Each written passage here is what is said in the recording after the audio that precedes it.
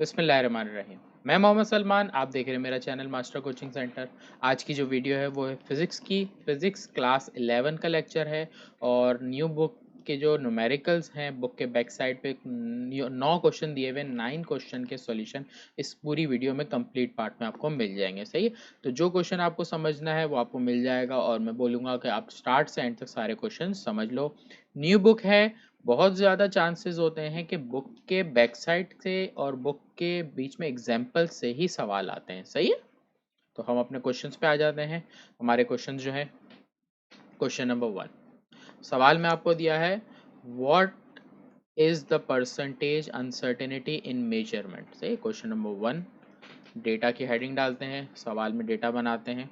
Data, अच्छा ये जो आगे ब्रैकेट पे वैल्यू दी है ना, ये बुक का आंसर मैंने लिखा है यहाँ पर। सही है, परसेंटेज अनसर्टेनिटी निकालनी है तो परसेंटेज और आगे लिखेंगे अनसर्टेनिटी। ठीक है, इसके लिए सिंबल अगर लेना चाहो तो ए या यू भी बना सकते हो, नहीं तो पूरी वर्डिंग में लिखेंगे। सही, ये आपको फाइंड करनी है।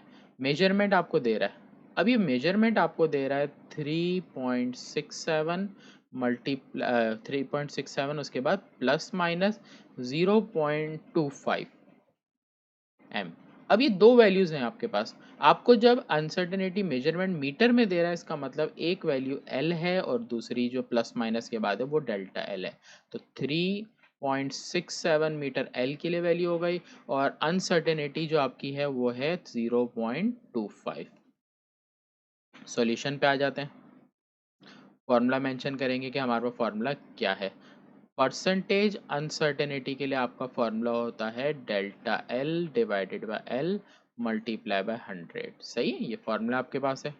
तो परसेंटेज अनसर्टेनिटी, डेल्टा एल की वैल्यू आपको पता है 0.25 है, एल की वैल्यू आपके पास है 3.67 है और 100 से आपने इसको मल्टीप्लाई कर देना है। सही है, तो परसेंटेज अनसर्टेनिटी कैलकुलेटर में आपने इन सबको सॉल्व करना है।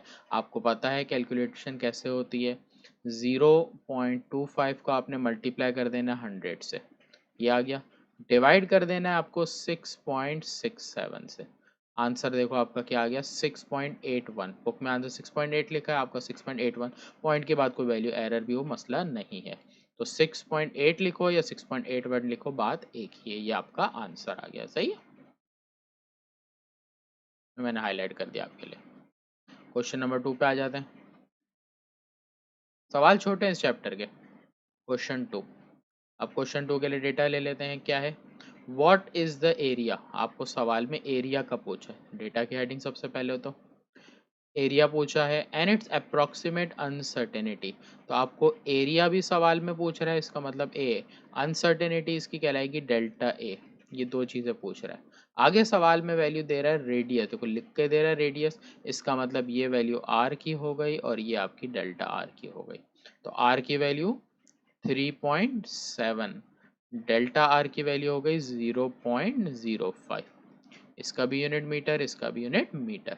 आगे देखो 10 की पावर लिख के दे रहा है, यहाँ पर एक चीज मिसप्रिंट है कोई, यहाँ पर 10 की पावर 9 और यहाँ पर 10 की पावर 4 है। सही, तो ये पावर मिस थी, मैंने लिख दी। सही, अब ये हमारे पास जो वैल्यू लिखी है आर की, अब इन दोनों के साथ ये वैल्यू लिखो। देखो इसके साथ भी 10 की पावर 4 आएगी और इसके साथ भी 10 की पावर जो भी दी है वो। सही, इसके साथ भी सेम ही पावर है, दोनों के साथ होगा। अब लिखेंगे। सही, ये हमारी कंप्लीट हो गई।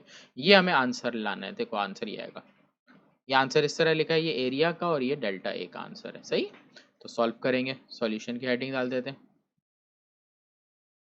अब अगर आपको किसी सवाल में रेडियस गिवन हो और एरिया निकालना हो, तो एरिया का जो फॉर्मूला होता है वो होता है पाई आर स्क्वायर। कोई सर्कुलर ऑब्जेक्ट में एरिया का इस फॉर्मूले से आप एरिया निकालोगे। सही है, एरिया पाई की वैल्यू आपको पता है 3.142 मल्टीप्लाई बाय रेडियस की वैल्यू आपके पास है 3.7 एक्सपोनेंट 4। साइंटिफिक कैलकुलेटर में आपने इसको यूज़ करना है रखने के लिए। साइंटिफिक कैलकुलेटर में आप इसको रखोगे तो जो आंसर आएगा वो आप मेंशन करोगे।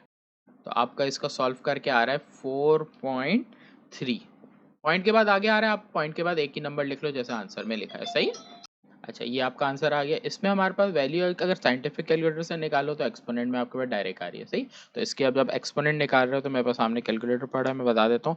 4.3 एक्सपोनेंट 9, तो ये लिखेंगे मल्टीप्लाई 10 की पावर 9। एरिया का यूनिट होता है मीटर स्क्वायर। आपके पास एरिया आ गया। अब आपको निकालना है डेल्टा ए। अब अगर डेल्टा ए की बात करें तो डेल्टा ए हम ऐसे नहीं है कि जिस तरह इस फॉर्मूले को निकाला उससे करें।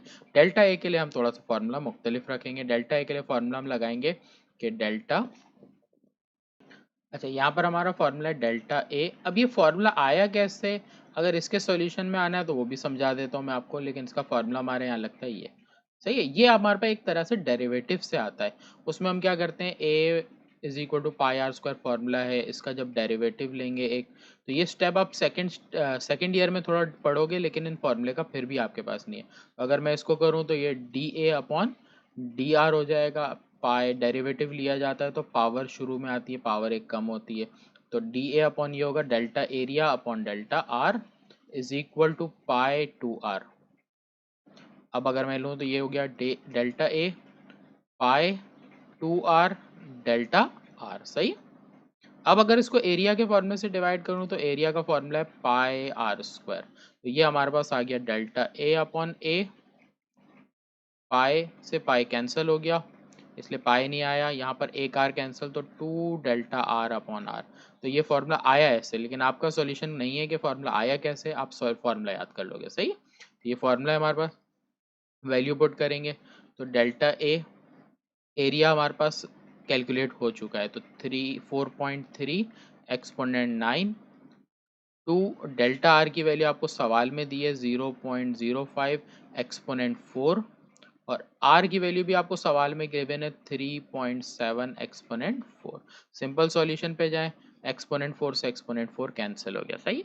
ये वैल्यू डिवाइड में वहां जाके मल्टीप्लाई, क्योंकि डेल्टा एरिया क्या हमें निकालना है, डेल्टा एरिया आपका क्या है, uncertainty of area, 2 multiply by 0.05 लिखा, ये वैल्यू डिवाइड है वहां जाके मल्टीप्लाई हो जाएगी, सही है।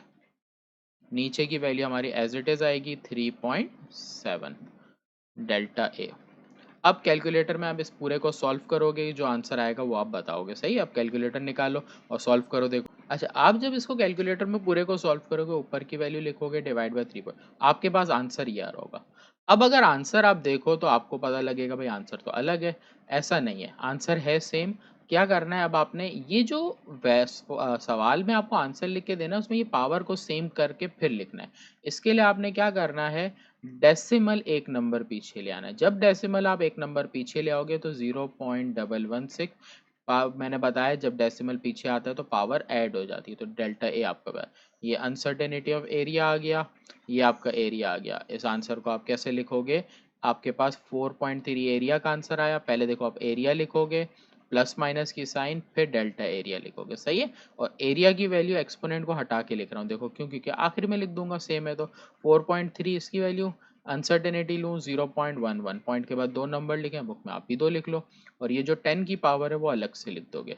और एरिया का यूनिट होता है मीटर स्क्वायर है, इसलिए हर जगह मीटर स्क्वायर, तो ये आपका आंसर आएगा, सही है। तो ये आपके क्वेश्चन नंबर 2 का सॉल्यूशन था, इसका आंसर आ गया। आगे बढ़ते हैं क्वेश्चन नंबर 3 पर, आसान सवाल है बहुत। Question number 3, data.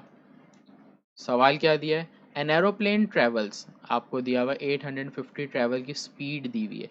स्पीड को आपको पता होना चाहिए, वी से मेंशन करते हैं, 850 kilometre per hour. How long does it take to travel 1.00, point के बाद जीरो नहीं लिखने की ज़रूरत, डिस्टेंस होता है किलोमीटर में, तो 1 किलोमीटर डिस्टेंस दे रहा है आपको। हाउ लॉन्ग मतलब इसका वक्त पूछ रहा है, टी, सही है। अब आप सॉल्यूशन पे आ जाओगे, सॉल्यूशन में आपके पास फॉर्मूला है v is equal to S upon T, आपको t निकालना है, t को ऊपर ले जाओ, s अपॉन v हो गया। वैल्यूज प्लेस कर लेता हूँ, v की वैल्यू में, s की वैल्यू क्या है मेरे पास 1, अच्छा आपके पास वैल्यू क्या है v की 850। अच्छा, इस सवाल में मैं क्या कर रहा हूँ, यहाँ पर ये वैल्यू भी किलोमीटर में, ये वैल्यू भी किलोमीटर, इसलिए मैं यहाँ पर अभी कुछ नहीं कर रहा कन्वर्जन। अब वैल्यू निकालता हूँ t, इन दोनों को कैलकुलेटर में डिवाइड करेंगे, तो कैलकुलेटर मैंने लिया 1 डिवाइडेड बाई 850, मेरा आंसर आ गया 0.0011, तो 0.0011। अगर आप साइंटिफिक कैलकुलेटर में करते हो, अगर आंसर एक्सपोनेंट में आता है तो इशू नहीं है।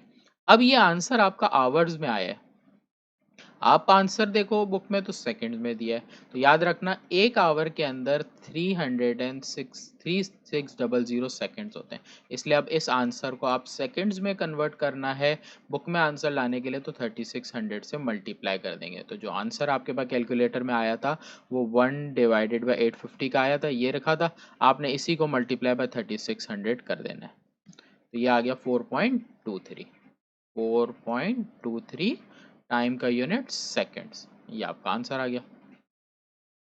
सही। आगे आते हैं नेक्स्ट क्वेश्चन पे, क्वेश्चन नंबर 4, ये क्वेश्चन 3 था, question 4, a rectangular holding tank 2.5 metre in length. अब आपको लेंथ बता रहा है सवाल में, डेटा की हेडिंग, लेंथ गिवन है 25.0, बताया है ना, पॉइंट के बाद 0 नहीं मेंशन करते, लेंथ दी हुई है। आगे 15.0 वेट दे रहा है, तो W से इसको मेंशन कर देते हैं, 15 metre is used to store the water for short period of time in the industrial plant if 2980 metre square में याद रखना जो वैल्यू होती है वो एरिया की होती है, तो आपको यूनिट से पता चल गया कि ये एरिया है 2980 metre square. Water pump is tank, what is the depth, आपको क्या पूछ रहा है सवाल में, डेप्थ पूछ रहा है। रेक्टेंगल के अंदर जो एरिया होता है उसमें आपके पास फॉर्मूला होता है, area is equal to length multiply by breadth multiply by depth या विड्थ भी आता है। सही है, आपको वैल्यूज किस किस की दी है आपने पुट कर देनी है, 2980 एरिया दिया हुआ है, लेंथ गिवन है 25, ब्रेथ गिवन है आपको 15, अब इसको ब्रेथ दी हो तो ब्रेथ लिखो, यहाँ आपको विड्थ दी हुई है इसलिए आप फॉर्मूले में यहाँ पर विड्थ W यूज करोगे। सही है, आपको वैल्यू कितनी दी है 15.0, तो पॉइंट के बाद 0 मैंने लिखा नहीं, डेप्थ पूछ रहा है, ये दोनों वैल्यू मल्टीप्लाई में है, पहले मल्टीप्लाई कर लो 2980, पहले मल्टीप्लाई कर लेते हैं 25 मल्टीप्लाई बाय 15, कितना आ गया 375, तो 375D, डी मालूम करना है, 375 को डिवाइड कर देंगे यहाँ पर, 2980 डिवाइडेड बाय 375, तो डी की वैल्यू आपकी डिवाइड करके आ रही है 2980 डिवाइडेड बाय 375, 7.94, आंसर आपका क्या आ गया 7.94।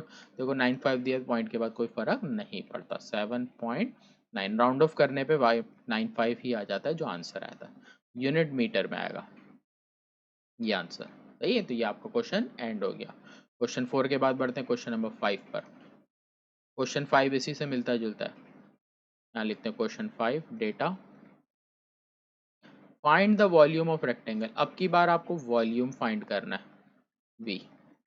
अब देखते हैं दे रहा क्या है, of a underground water tank has storage full capacity 1.9 metre by 1.2 metre by 0.8 metre, इसका मतलब ये लेंथ विड्थ और ब्रेथ ले लो या डेप्थ ले लो, बात एक ही है। सही है, तो आपके पास लेंथ की वैल्यू गिवन है, इसको ले लेते हैं 1.9, विड्थ गिवन है इसकी 1.2, डेप्थ गिवन है कितनी 0.8।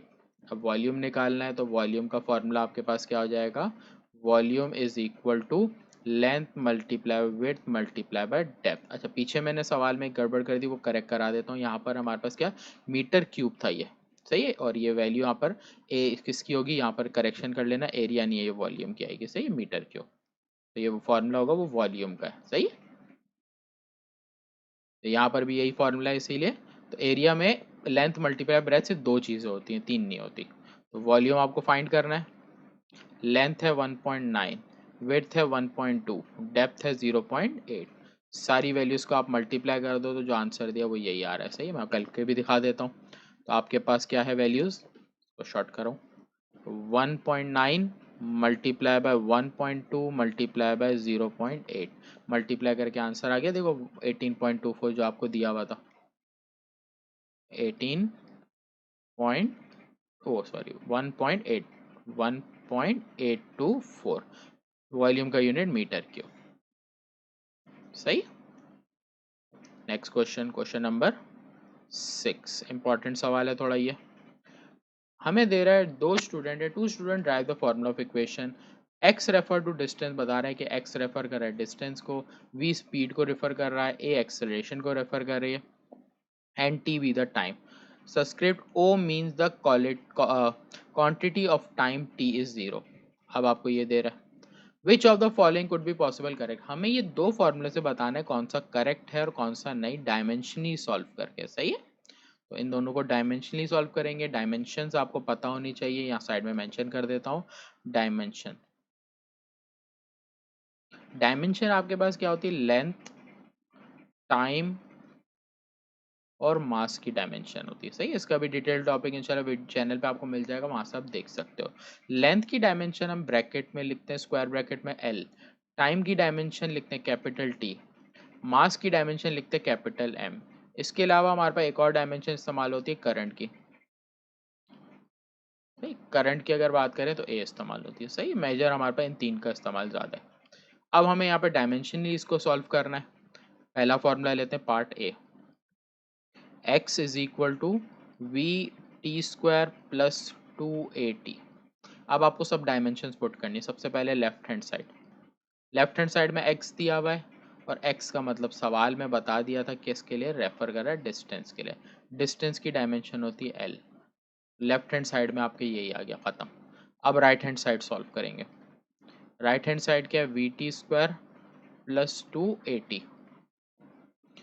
वी वेलोसिटी की डायमेंशन आपने याद रखनी है, नहीं याद है तो वेलोसिटी का फॉर्मूला याद होना चाहिए, distance divided by time. Distance की डायमेंशन एल, टाइम की डायमेंशन टी। जब नीचे वैल्यू होती है उसको ऊपर ला के लिखते हैं, तो ये हमारे पास एल एज इट इज रह जाएगा और टी जब ऊपर आएगा तो ये -1 करके लिखेंगे। सही, नीचे से वैल्यू ऊपर आएगी तो पावर चेंज हो जाएगी। तो वेलोसिटी की डायमेंशन क्या होती है, एल टी -1। फिर टी स्क्वायर है तो डायमेंशन तो टाइम की टी होगी, टी पे स्क्वायर है इसलिए इस पे भी स्क्वायर आ गया, प्लस की साइन। डायमेंशन के वक्त कांस्टेंट वैल्यू हो, कांस्टेंट में सिर्फ नंबर हो या ऐसी कोई टर्म जो कांस्टेंट जैसे पाई वगैरह होती है, वो आपने डायमेंशन में यूज नहीं करनी होती क्योंकि उसको आप नेग्लेक्ट करते हो। तो 2 को आप छोड़ दोगे, ए टी स्क्वायर। अब बात करते हैं एक्सेलरेशन की, डायमेंशन की। एक्सेलरेशन होता है change in velocity upon time. तो चेंज इन वेलोसिटी हो या वेलोसिटी हो, डायमेंशन एल टी -1 ही आएगी। सही, टाइम की डायमेंशन टी होती है, जब ऊपर आएगी तो एक और टी -1 आ जाएगा, तो ये हो गया एल टी -2। L T -2। सही है। अब अगर इसको सिंप्लीफाइड करूं तो ये एल टी -1 और +2, ये हमारा t1 बचेगा, 1 प्लस में नहीं लिख रहा। दूसरी तरफ डायमेंशन करूं तो ये एल टी -2 है। दोनों तरफ ये दोनों बिल्कुल अलग आ रही हैं, इसका मतलब ये राइट हैंड साइड और लेफ्ट हैंड साइड इक्वल नहीं आई। जब ये इक्वल नहीं आई तो हम लिखेंगे ए इज इनकरेक्ट, इनकरेक्ट फॉर्मूला। ये डायमेंशन प्रूव हो गई, इसका मतलब करेक्ट फॉर्मूला। डायमेंशन प्रूव ना हो तो फॉर्मूला करेक्ट नहीं होता, ये आपने याद रखना है। सही है, नेक्स्ट सॉल्व करते हैं। नेक्स्ट फॉर्मूला हमारे पास क्या है, फॉर्मूला लिख लेते हैं पहले। ये दिया हुआ है x equal to V naught, V naught हो या वी, दोनों वेलोसिटी के लिए। सही है, याद रखना 2at स्क्वायर, ये आपने लिखा। अब इसको सिंप्लीफाइड करेंगे, x की डायमेंशन निकली हुई है इसलिए मैं टाइम बचाता हूँ राइट हैंड साइड। सही, जब भी आपके पास कोई वैल्यू सॉल्व हुई हुई है तो वापस करने की ज़रूरत नहीं है। राइट हैंड साइड में V naught T plus 2at square. Velocity की डायमेंशन एल टी -1 सॉल्व करके दिखाई अभी मैंने आपको। फिर टी की डायमेंशन क्या होगी, टी सिर्फ, इसको मैं हटा देता हूँ यहाँ पर। फिर सिर्फ टाइम की डायमेंशन, पहले वी नॉट की लिखी फिर टी की लिखी। कांस्टेंट बता दिया मैंने आपको, कांस्टेंट कोई भी हो उसको आपने छोड़ देना है, तो 2 अब नहीं लिखोगे आप। सही है, ए की डायमेंशन लिखोगे, एक्सेलरेशन की डायमेंशन एल टी -2। फिर टाइम की डायमेंशन टी, टी पे स्क्वायर इसलिए इस पर भी स्क्वायर। सही, ये t -1 है और +1 है तो ये कैंसिल हो गया, इस तरह यहाँ भी कैंसिल हो गया, आपके पास l प्लस आएगा। डायमेंशन के वक्त जब दोनों सेम होते हैं प्लस हो जाता है 2l। सही, अब चाहे यहाँ जीरो भी आए ना तो लिखोगे जीरो और फिर l। सही है, अब यह आया 2l और मैंने आपको बताया डायमेंशन में कांस्टेंट को निग्लेक्ट कर देते हैं, इसका मतलब सिर्फ डायमेंशन बची l। दोनों तरफ आपकी डायमेंशन क्या आई, सेम आ गई। जब डायमेंशन सेम आ गई इसका मतलब नीचे वाला जो b वाला था फॉर्मूला वो करेक्ट था, तो डायमेंशन प्रूव्ड हो गई। लिखेंगे डायमेंशन, डायमेंशन प्रूव्ड।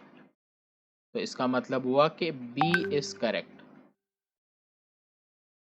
सही है, जो करेक्ट नहीं होता उसकी डायमेंशन प्रूफ नहीं होती। तो ये आपका क्वेश्चन नंबर 6 का सॉल्यूशन, बहुत इंपॉर्टेंट सवालों में से एक है सवाल। सही है, आगे बढ़ते क्वेश्चन नंबर 7 8 के ऊपर।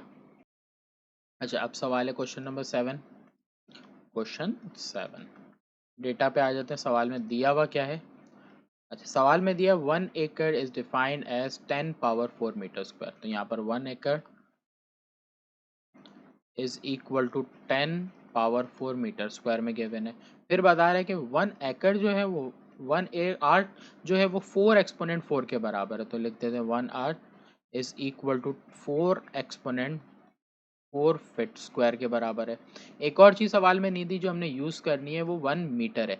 1 मीटर जो होता है वो 3.28 फीट के बराबर होता है, सही है, या 3.5 के करीब भी लेते हैं इसको। ये हमारे पास वैल्यूज दी हुई, दो दी हुई थी और एक और हमने लिखी। हमें सवाल में बोल रहा है हाउ मेनी एकड़ इन वन आर्ट इन 1 एकड़। 1 एकड़ के अंदर कितने आर्ट, सही है, ये हमें सवाल फाइंड करना है। अब देखो कैसे करेंगे। सॉल्यूशन की हेडिंग, अच्छा थोड़ा सा सॉल्यूशन इसका अलग है। सबसे पहले तो हम जो वैल्यूज गिवन है उसी को यूज करेंगे। अच्छा, अब हमारे पास सबसे पहले हम एकड़ को यूज करते हैं। 1 आर्ट इज इक्वल टू 4 10 की पावर 4 फीट स्क्वायर के बराबर है। हम इसको पहले मीटर स्क्वायर में कन्वर्ट करेंगे। मीटर स्क्वायर में कन्वर्ट करने के लिए हमें पे ये वाली वैल्यू है कि हमारे पास, थोड़ा सा रफा करूंगा तो आप लोग आसानी से समझ जाएगा। 1 metre is equal to 3.28 feet के बराबर है, सही है। तो 1 मीटर डिवाइडेड बाय 3.28 फीट, ये हो जाएगा। मेरे को फिट कैंसिल करना है ना, इसीलिए। अब अगर मैं यहाँ पर देखूँ तो फिट स्क्वायर है, स्क्वायर करने के लिए यहाँ पर इसको मल्टीप्लाई कर दूंगा। 1 मीटर स्क्वायर, इसको पूरा स्क्वायर करूंगा ना, तो 1 का स्क्वायर 1 हो जाएगा, मीटर स्क्वायर हो गया। नीचे वैल्यू है 3.28, इसको भी स्क्वायर करेंगे। यहाँ पर हम डायरेक्ट लिख रहे हैं 3.28 स्क्वायर, और ये हो जाएगा फीट स्क्वायर, सही। तो ये डायरेक्ट हम कैलकुलेटर में पुट करके सॉल्व करेंगे। ये हमारा कैंसिल हो गया। 1 आर, अब आप क्या करोगे, कैलकुलेटर में ये लिखोगे 4 मल्टीप्लाई बाय 10 की पावर 4, मतलब 4 एक्सपोनेंट 4 डिवाइडेड बाय 3.28 स्क्वायर। जब आप ये कैलकुलेटर में लिखोगे तो आपके पास आंसर आएगा 3718। 0.0 आएगा तो मैं यहीं तक छोड़ देता हूँ। तो ये हमारे पास 1 आर जो है वो मीटर स्क्वायर में कन्वर्ट हो गया। अब हमें 1 एकड़ को इसमें कन्वर्ट करना है, तो हमें दिया हुआ है 1 एकड़ इज इक्वल टू 10 की पावर 4 मीटर स्क्वायर। अब इसी तरह यहाँ पर भी यही करेंगे कि ये 1, अगर मैं इसी के साथ करूँ कि 1 आर दिया हुआ है, अगर इसको मीटर स्क्वायर से करना है तो ये हो जाएगा 3718 मीटर स्क्वायर। जैसे पीछे किया ना, इसको डिवाइड किया तो ये हो गया। अब हमारे पास क्या आ जाएगा, 1 आर, इस पूरे को सॉल्व करने में मीटर से मीटर कैंसिल हो गया। 10 की power 4 multiply by 1 divided by 3718, 1 से मल्टीप्लाई करने की तो नीड ही नहीं है। इन दोनों को आप डिवाइड करोगे, आंसर आ जाएगा 2.69, और ये तो ये 1 एकड़ हमारा 1 आर के बराबर आ गया। ये आंसर है, सही। आगे बढ़ते हैं क्वेश्चन नंबर 8 पर। क्वेश्चन 8 डेटा देखते हैं इसका। सवाल में क्या है? सवाल में बोल रहा है a watch factory claim that it's watch gain और loss not more than 10 second a year, कि 1 सेकेंड में उनकी जो वॉच है वो 10 सेकेंड या तो गेन या लॉस करती, इससे ज़्यादा नहीं करती। How accurate is this watch express the percentage. अब परसेंटेज में इसका आंसर को बताना है, तो हमें क्या सवाल में दिया है, टाइम दिया हुआ है। अब देखो 1 ईयर आपको टाइम दिया, और टाइम में क्या डिफरेंस आ सकता है, अनसर्टेनिटी डेल्टा टी दिया। तो टी की वैल्यू आपको दी है 1 ईयर, अनसर्टेनिटी टाइम दी है 10 सेकेंड, के जो एरर हो सकता है इसका अप्रॉक्सीमेट। अब आपको सवाल में निकालनी क्या है, परसेंटेज अनसर्टेनिटी के कितना फ़र्क आ रहा है। तो परसेंटेज अनसर्टेनिटी आपने फाइंड करनी है। सवाल पीछे भी कराया था परसेंटेज अनसर्टेनिटी में। तो परसेंटेज अनसर्टेनिटी में आपके पास फार्मूला लगता है uncertainty divided by time multiply by 100 हो जाएगा, सही। ये फार्मूला, फॉर्मूले में एक वैल्यू ईयर में है, एक सेकंड में, फॉर्मूले में नहीं पुट कर सकता, अलग यूनिट है तो कन्वर्ट करना ज़रूरी। तो इसको करने के लिए एक साल में 365 दिन होते हैं, एक दिन में 24 आवर होते हैं, 60 मिनट होते हैं, 60 सेकेंड्स होते हैं। इन सब को आप सॉल्व करोगे तो आपके पास जो आंसर आएगा वो लिख रहा। तो मेरे पास मेरा सॉल्यूशन हुआ है, मैंने कैलकुलेट करा हुआ है। तो 31557600 सेकेंड्स, सही है। तो हम वैल्यूज पुट करेंगे अब यहाँ पर। डेल्टा टी कितना, 10। हमारे पास ये है 31557600 मल्टीप्लाई बाय 100। इस पूरे को आप जब कैलकुलेटर में सॉल्व करोगे, आप ऊपर की दोनों वैल्यू मल्टीप्लाई करोगे, देन इससे डिवाइड करोगे, आंसर आएगा 3.16 एक्सपोनेंट -5। तो परसेंटेज अनसर्टेनिटी परसेंट के सिंबल में लिखते हैं, तो ये आगे परसेंटेज अनसर्टेनिटी, तो ये आपका आंसर है। क्लियर। लास्ट क्वेश्चन पे आते हैं इस चैप्टर के न्यूमेरिकल नंबर 9 पे। आसान है वो भी। क्वेश्चन दिया है डायामीटर ऑफ मून। आपको सवाल में डायमीटर मून दिया हुआ है, what is the volume of moon पूछ रहा है, how many moons would be needed to create a volume equal to earth के वॉल्यूम के इक्वल बनाने के लिए कितने मून्स हमें रिक्वायर्ड होंगे, क्योंकि मून का रेडियस बड़ा है। तो इसके लिए हम क्या करेंगे, डेटा की हेडिंग क्या दिया हुआ है सवाल में, डायमीटर ऑफ मून दिया हुआ है, डायमीटर को डी से लिखते हैं 3480 मीटर। आगे सवाल में बोल रहा है वॉल्यूम ऑफ मून निकालना है, तो लिखा वॉल्यूम, एम लिख दिया रिप्रेजेंट के लिए कि वॉल्यूम ऑफ मून है। How many moon would be required to equal to earth, तो इसका मतलब है कि वॉल्यूम ऑफ अर्थ भी निकलेगा, तब पता चलेगा भाई कितने हमें मून्स की रिक्वायरमेंट है। और आगे दे रहा है अर्थ का रेडियस दे रहा है, तो लिखा radius of earth, diameter of moon था तो यहाँ पर लिख देते हैं मून, सही। Diameter of radius of earth दे रहा है 6380 किलोमीटर, सही। सारी वैल्यूज किलोमीटर की हैं, तो हम किलोमीटर में ही रखेंगे सारे आंसर्स। सबसे पहले तो आप अगर रेडियस से वॉल्यूम के फॉर्मूले की बात करो, तो वॉल्यूम का फॉर्मूला कोई गोल चीज़ का फॉर्मूला होता है 4πr³ अपॉन 3, या 4/3 πr³, यूँ भी लिख सकते हैं, दोनों तरीके से सही है, सही। तो वॉल्यूम निकालने के लिए रेडियस चाहिए, डायामीटर जब गिवन हो तो रेडियस निकालने के लिए डायामीटर को 2 से डिवाइड करा जाता है। 3480 डिवाइडेड बाई 2, ये आ जाएगा 1740, सही है, किलोमीटर। ये आ गया। अब वॉल्यूम निकालेंगे, तो वॉल्यूम का फॉर्मूला तो लिखा हुआ है 4, पाई की वैल्यू 3.142, उसके बाद आर की वैल्यू, रेडियस की जो वैल्यू हमें दी हुई है, पहले हम मून का निकाल रहे हैं वॉल्यूम, में लिख लेता हूँ मून, तो वॉल्यूम रखूँगा मून का, सॉरी रेडियस मून का रखूँगा, ये रहा 1740, इसके ऊपर आ जाएगा क्यूब और नीचे divided by 3।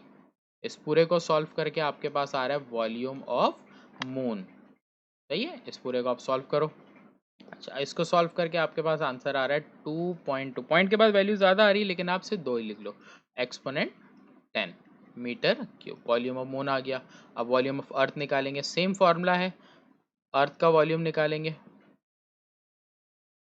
Formula same, 4 multiply by pi 3.142, और अर्थ का रेडियस क्या गिवन है 3680 किलोमीटर में, डिवाइडेड बाय 3।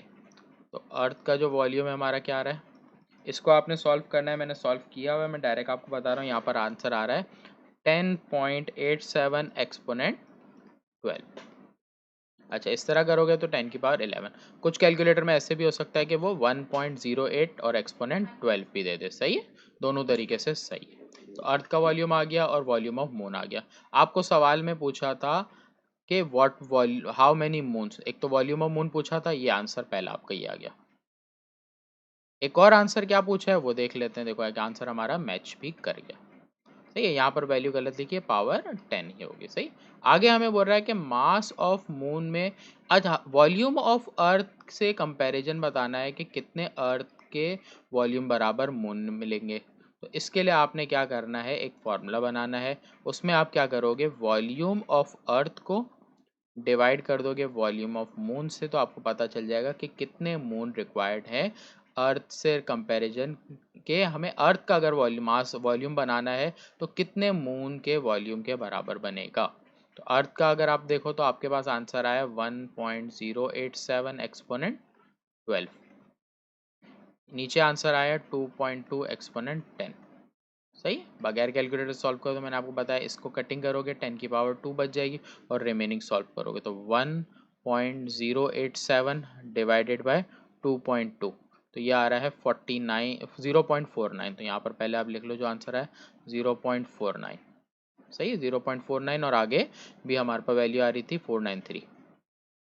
अब यहाँ 10 की पावर अगर देखो तो 12 पे 10 है, कटने के बाद 2 बच गया, आंसर अगर पॉइंट में नहीं लिखना, डेसिमल में तो नहीं दिया बुक में, तो ये हो जाएगा 49.3।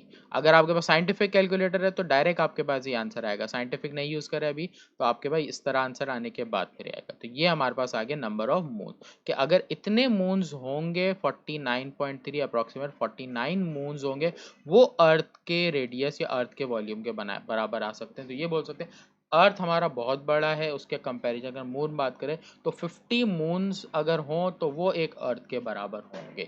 तो यहाँ पर आके आपकी एक्सरसाइज जो चैप्टर नंबर हमारा 1 था उसके जितने भी न्यूमेरिकल था वो मैंने आपको सॉल्व करा दिए। सही है, इंशाल्लाह नेक्स्ट वीडियो में मिलते हैं, तब तक के लिए अल्लाह हाफिज़।